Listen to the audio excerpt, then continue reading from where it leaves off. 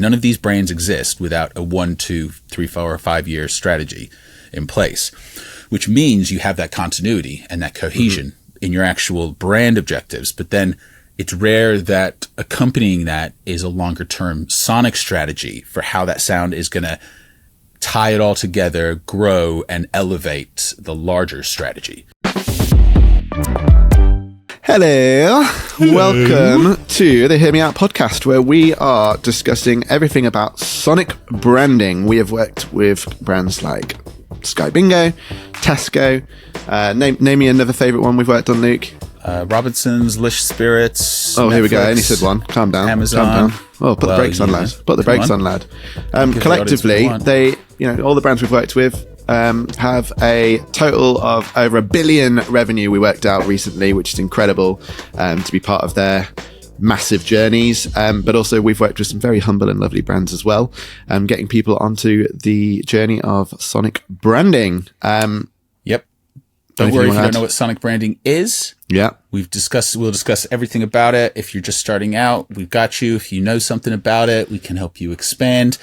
Brief little overview. Sonic branding is anytime a brand uses sound, that is their sonic branding, whether that is on an ad campaign, social media, content, podcasts, app sounds, in-store music, dream music, the sound of your feet on the floor, in your store music. Okay. And so, Run the titles. Yes, we have our own sonic branding. Who would have thought? The amount of sonic branding companies that we research and engage with that don't have their own sonic branding is mesmerizing. And do you know who the biggest one is that blows my mind? Music industry based. Spotify do not have their own sound. I find that absolutely nuts. They don't have their own sound. Yeah, that is true. They run a sound platform, for goodness sake. Imagine how much more branding they could do.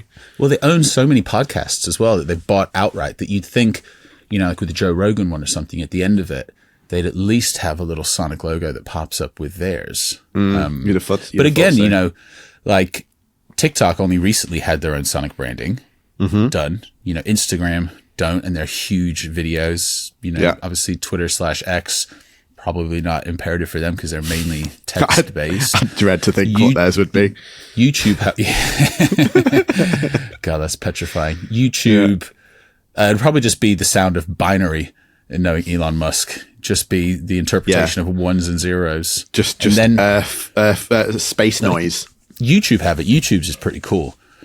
Yeah, I do like type thing, which I think is really interesting. We do digress just so everyone understands what's happening in this episode. Just about to say, you read my mind. Are on our first season, and the season is titled 10 Misconceptions About Sonic Branding, where we discuss if something related to sonic branding is a misconception or whether it is a conception, an immaculate conception. Are we talking about sonic immaculate conceptions here? It's kind of like an FAQ, I guess. We get these questions a lot. Figured there's probably a good time good space to chat about it. Luke and I are both musicians. We started off in this space as music producers and songwriters for artists and for labels. Realized we were actually creating the sound of an artist, going through an exploration and, getting to know what they were about, who they wanted to connect with, and, created their sound and realized there was a massive opportunity for us to put that knowledge and expertise towards brands. So we started Hear Me Out, and, 2 years nearly down the line, we started the Hear Me Out podcast. And here we are. And then I think one of the interesting things as well, in terms of the transition between when we were producers recording, full pieces of music for artists, is it's even more nuanced and exciting to be trying to create smaller sonic assets, like the little app sounds or say like a sonic logo, etc., for brands, and how you can translate emotion into such what can be quite often short pieces, short bursts, I guess. We obviously do longer form pieces for brands as well, but I think that's one of the things that really excited me to move into the space after writing, what we've probably written 2,000-3,000 songs, I would say, between us for other people and for ourselves as artists. Absolutely. So, and it's like we both fell in love with sort of doing sound to picture, TV adverts, etc. There's a whole new nuance to that, and making those two, visual and audio work sort of together. But actually then it's a whole nother challenge to have those sounds stand alone. And I think that's the challenge we really enjoy. Reference the Netflix sound. You see it on TV and you can hear the sound, but you can remove the visual and it still makes sense, and it's still doing a very good job. So, and last week we talked about sonic branding is sonic branding just a jingle? We would not call it a jingle ourselves. We would call it like a sonic logo or a piece of recognizable music. So well, we actually fell onto a sonic ecosystem for your brand. And ecosystem, I guess, is a great word, because your ecosystem is all around us. You don't get to choose it necessarily, but it still has an impact on you, and it is everywhere. And unless you exist in a vacuum as a brand with no sound, which you'd be lying. Sonic branding. You'd be lying. Exactly. And if you think about, all these great, the coffee shop's quite a good one, Cafe Nero or, Starbucks, I have never looked, but I don't, know the sound of Starbucks, but they also have music playing in store in their restaurants. What is that journey? What is that brand experience that's happening? And that is the ecosystem you refer to. Yeah. And it is interesting because they do think about it quite a lot. And there are, there are companies that just supply music to those places. Now, the amount of strategy that's involved in deciding will vastly differ, I would say. But, harking back to us producing music for artists, I remember like 2 years ago when a song I did for an artist like 2 years before, when I text you saying, oh, my PRS is royalties for music, came in, and I made like thousands of pounds from this song from like 2-3 years ago. So what's going on? And then when I looked, it was placed on a Tesco's playlist. In all the Tesco stores. Yeah. And those things are happening, and we will get to the second misconception very soon, but I'm enjoying this chat. But also I love thinking about your ecosystem, term, which I really love. If we're thinking about Starbucks, there is so many touch points, and this is where we kind of concluded last week on, it's not just a jingle, it is an ecosystem of different touch points where your clients and your customers and your audience are engaging with the brand. So, from everything from social media to Starbucks that's advertising a new, everyone loves the pumpkin spice that comes out at the end of year. Absolutely not. There's nothing doing coffee like that. It's one of their just biggest. How to sell more stuff, isn't it? It's just like, remember Starbucks, we do these other things as well. Exactly. So that pops up on your social media, and let's just say you hear the Starbucks little sound, and it's like, oh, Starbucks, is this a new product that's coming out? You get excited, you go down to the store, you hear certain music that just makes you feel a certain way. You're familiar and you're excited. You trust the brand when you walk into there, that you'll enjoy the environment. And then, what's not to say that you wouldn't hear then the little Starbucks little ping, the little sound, the little jingle, the sonic logo on the till when you've made that transaction to Starbucks and you've bought your coffee as your final little touch point. That whole journey is what we're talking about when we talk about ecosystems and check it out. Building, that's what he's trying to get at. Building check brands. out the episode. So this week's misconception. No. This is my turn. Get the hell off my misconception. You got the first week's. Sorry. Such a diva. It's not all about you. It's not the George Holiday podcast, is it? Hear me out. Okay. So, episode 2 in the 10 misconceptions about sonic branding, brought to you by Hear Me Out. We have, is this a misconception or is this a truth, George Holiday? Only big brands need sonic branding. Ooh. Well, we just talked about Starbucks, didn't we? And I think that is... How fitting.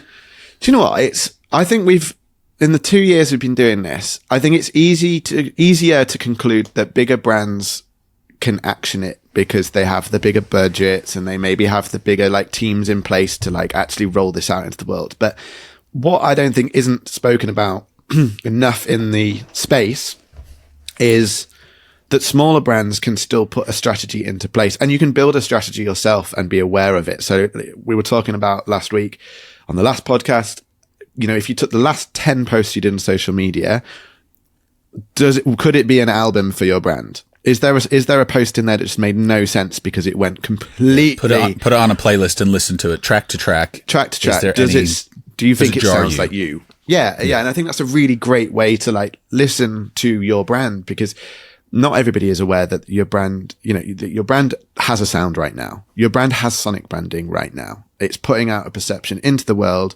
with music, with sound, on who you guys are, what you stand for, what your values are, and who your audience is. And you may have it completely backwards, which I find like really interesting to bring to the excuse me, crikey me, what happened to my voice? Turned into a Dalek.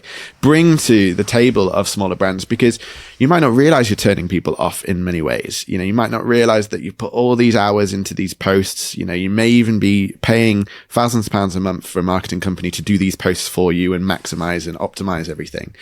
But you may also be leaving it to the same marketing company to choose the latest trending song that they think is going to boost the algorithm for you to get your word out into the world. And that trending song may be turning your audience of 40 to 60-year-olds off because they've chosen a latest trending trap hip hop song that is totally irrelevant. The easiest way to establish, like, if you were McDonald's and you had grime music on your ads, the ad would have to be very specific. Like, they've done a campaign recently with Stormzy.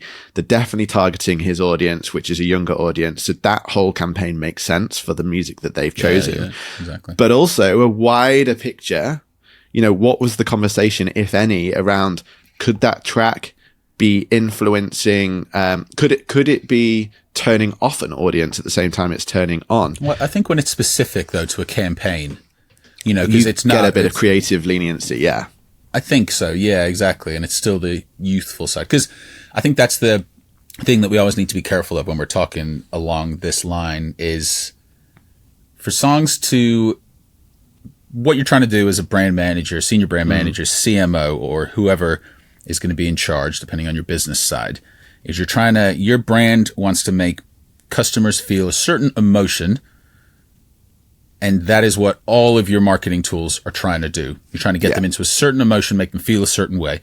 And that is all sound is trying to do as well when you attach it in terms of sonic branding. So there is a space where you can have a grime song, a rock song, and you can have, say, an upbeat electronic song. Those songs can all work for a brand. They just need to be very nuanced and considered in terms of the type of those songs that you're choosing, because it's not like you have to think, oh, I'm just a rock brand, or I'm just a country brand, or a classical music brand, because that's quite a surface level view of it, I think, which is where the expertise comes in for sure. So the easiest thing to do, as I think a quick win, is to restrict your genres. But then I think one of the reasons why people bring us on board is for that deeper understanding and knowledge to then expand. Yeah, I totally agree. And here's a question for you. What is the difference then with a creative director putting together an ad campaign and the song being really specific for that campaign? Let's just use the McDonald's Stormzy example at the minute. What is the difference in just choosing a song that suits a particular campaign and choosing music that fits a bigger, higher purpose of branding, you know, a brand? What is the difference there? Because a lot of brands, I think, are already doing the first option, which is just thinking campaign by campaign by campaign. So what would be the difference?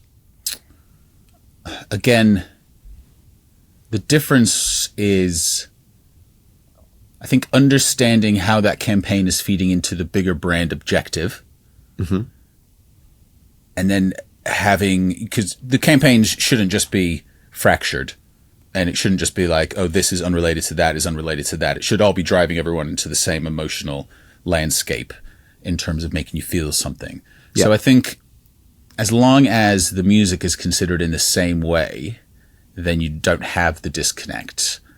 And I think the challenge a lot of people have is that there isn't necessarily the conversation, or there isn't even, you know, because what the brand is trying to do is, again, why we always call about it is like a sonic strategy, because you have a brand strategy. None of these brands exist without a 1, 2, 3, 4, or 5 year strategy in place, which means you have that continuity and that cohesion in your actual brand objectives. But then it's rare that accompanying that is a longer term sonic strategy for how that sound is going to tie it all together, grow, and elevate the larger strategy.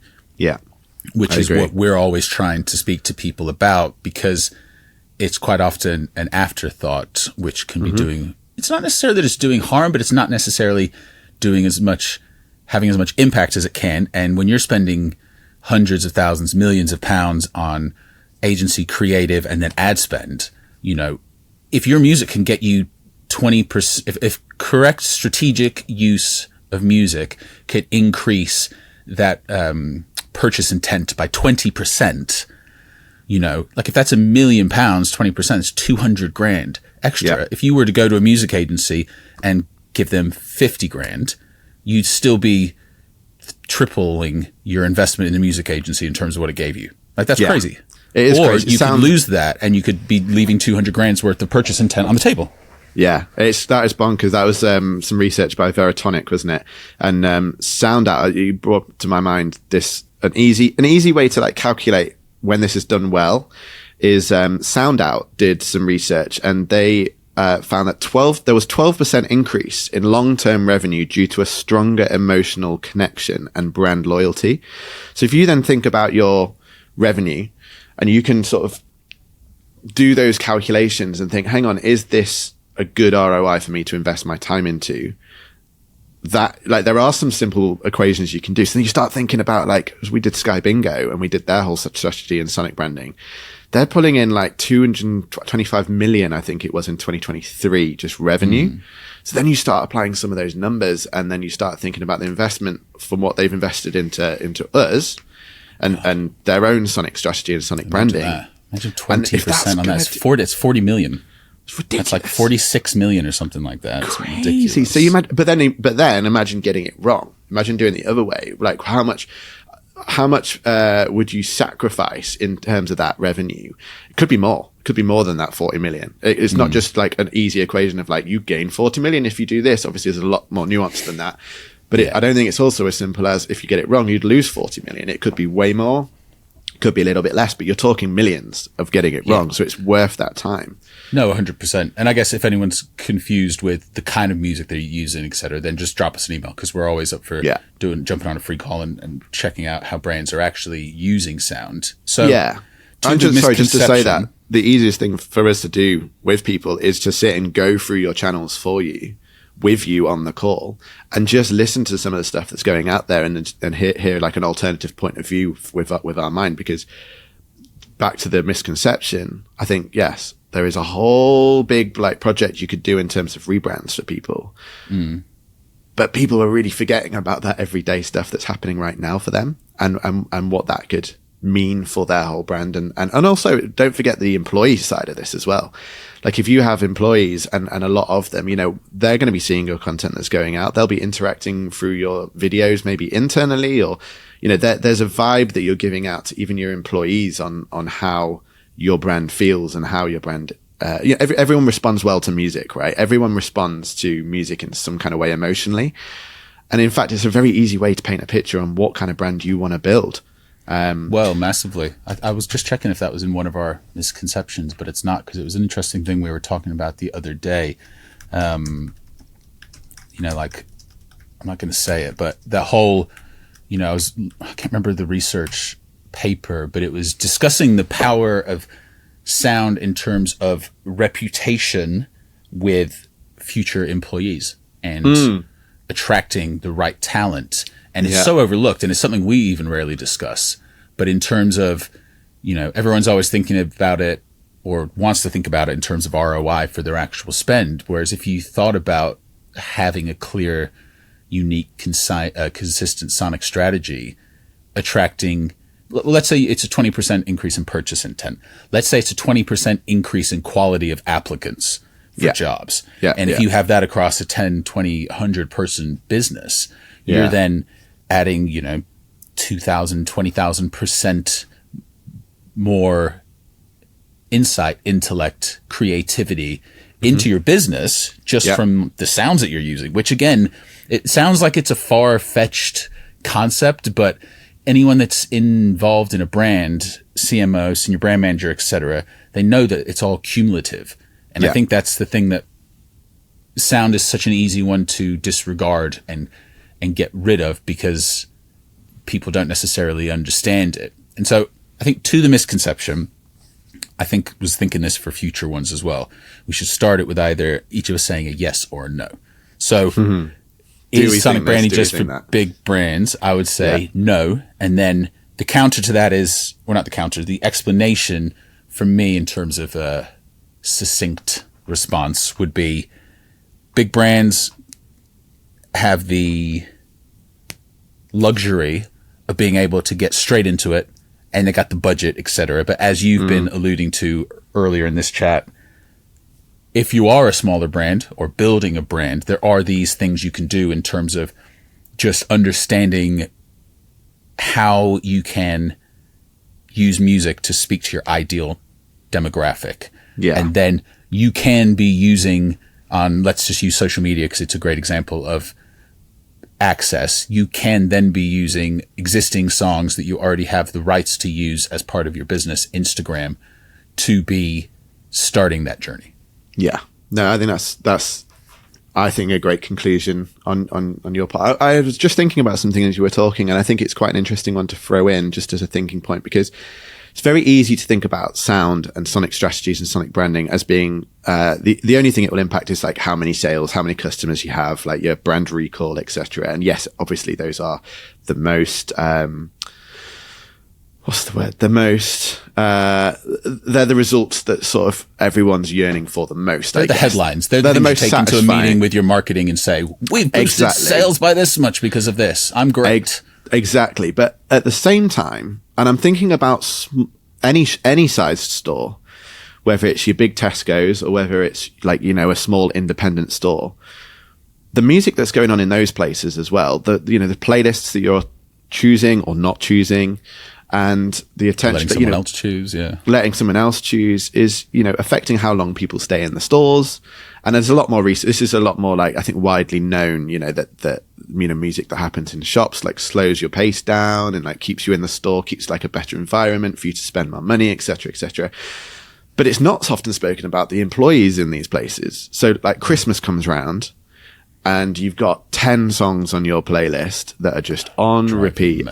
What do you think that actually then does to your employees that are in the store? I'm surprised there's not more violence from store employees around the Christmas time period. I really am surprised that I don't hear more about people, you know, strangling somebody with a Santa hat or something.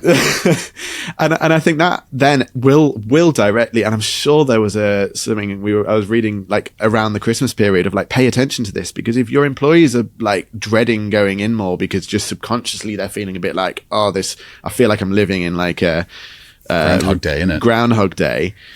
That's going to affect how they interact with your customers. So like, it's a really good point. The whole conversation, and then you go down to like a really small independent store, gift store. That impact is going to be all over the face of the person that's behind the till. Or worse still, I went into a shop that was selling, you know, it's like scarves, hats, like Christmas gifts, etc. There was no music at all.